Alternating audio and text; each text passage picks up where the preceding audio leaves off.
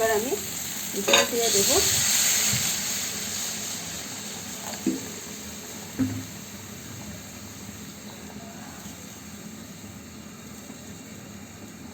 ফুটে উঠেছে, এবার আমি মাছ এবং আলুগুলো দিয়ে দিচ্ছি এক এক করে। ভাজা মাছগুলো, যেহেতু এগুলো ভাজা, তাহলে আলুটা আমি ভেজে নিয়েছি।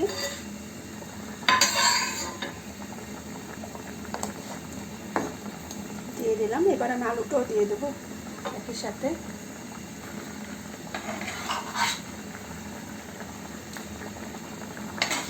আপনারা চাইলে এটাকে আলু স্কিপও করতে পারেন, বাট আমাদের বাসায় আলু পছন্দ করে। আমার ছেলে তো আলু ছাড়া খাবেই না, যার জন্য আমাকে আলু দিতেই হয়েছে। আর যেহেতু নতুন আলু, তাই তো নতুন আলুটা এমনিতেই তাড়াতাড়ি সেদ্ধ হয়ে যাবে।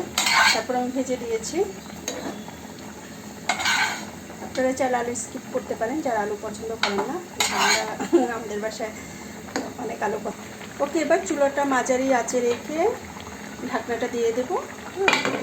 5 থেকে 10 মিনিটের মধ্যেই হয়ে যাবে, যেহেতু আমার সব কিছু রেডি করা।